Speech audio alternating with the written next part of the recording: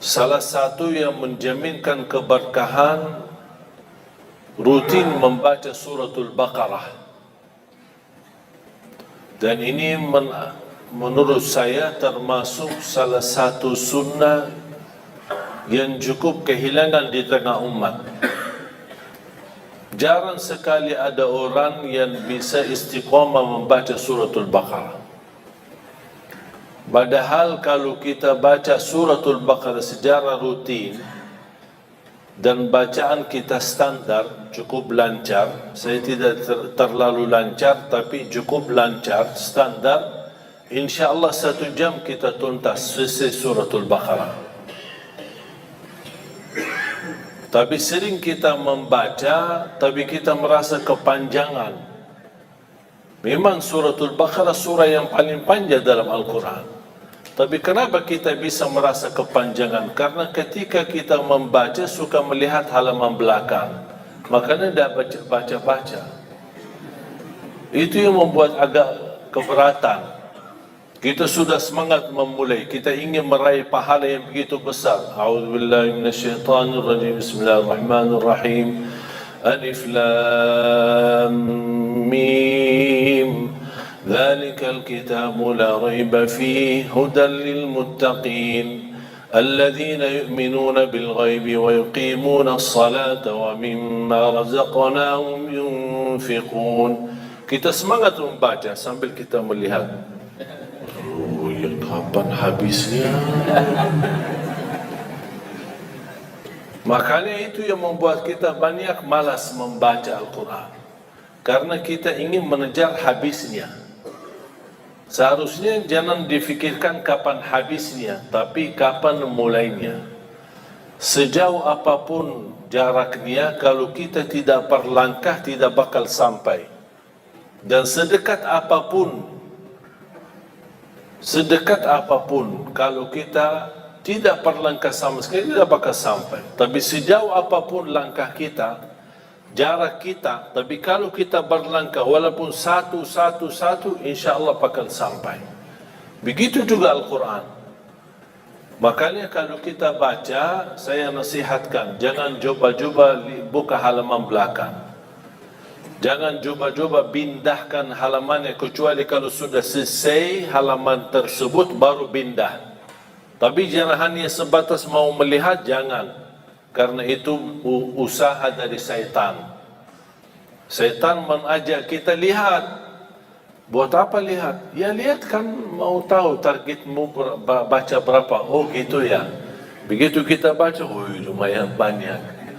Datang syaitan di situ membuat kita berat. Padahal kita semangat.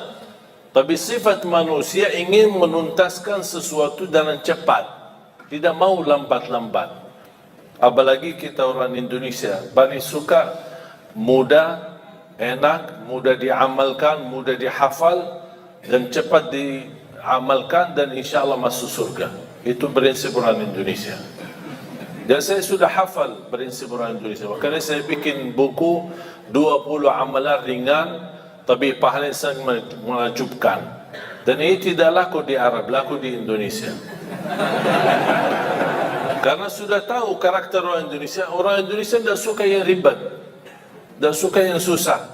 Mau yang mudah diingat, mudah dihafal, mudah diamalkan dan masuk surga. Itu kita.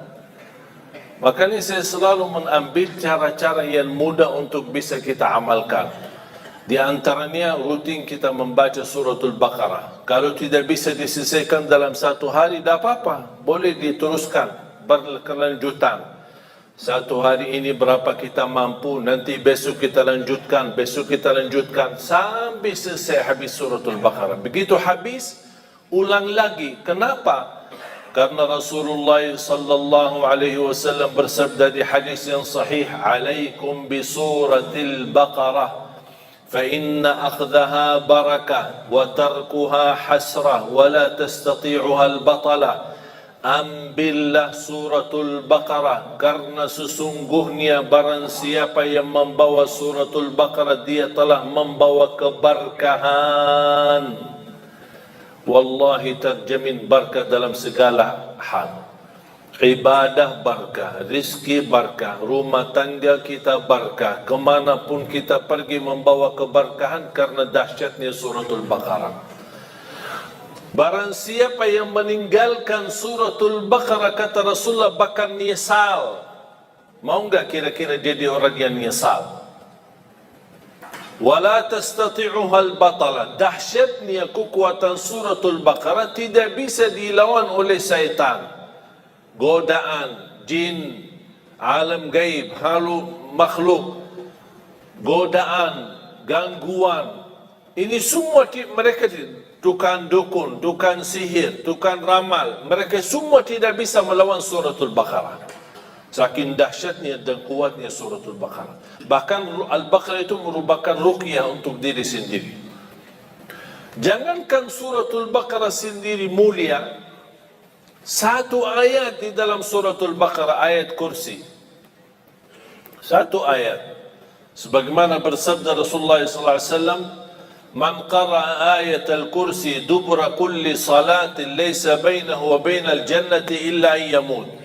Barang siapa yang membaca ayat kursi setiap habis salat fardu, dijamin masuk surga. Tidak ada sesuatu yang menghalanginya kecuali menunggu mati. Cuba bayangkan, cuma satu ayat jaminan masuk surga. Kalau satu ayat kursi jaminan masuk surga, kira-kira gimana suratul Baqarah?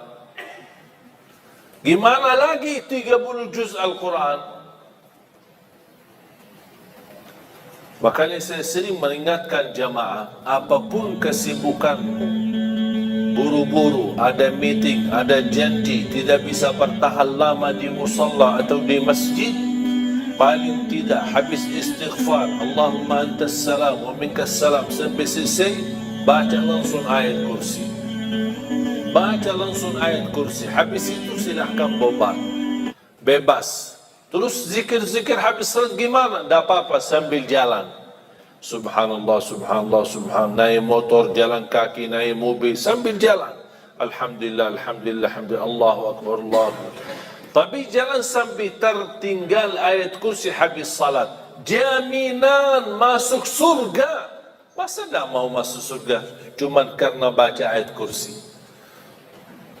Man qara ayat al-kursi dubura kulli salatin. Barang siapa yang membaca ayat kursi setiap habis salat, dijamin masuk surga. Tidak ada sesuatu yang mampu menghalanginya kecuali menunggu mati. Man qara ayat al-kursi 'inda an-naum kana lahu min Allah hafiz wa la yaqrabahu syaitan. Barang siapa yang membaca ayat al-kursi ketika mau tidur, akan dia termasuk dalam dijaga oleh Allah, dalam lindungan Allah, dan tidak akan didekati oleh syaitan. Jangan digoda, tidak didekati oleh syaitan. Ini berkatnya surat ayat-ayat kursi.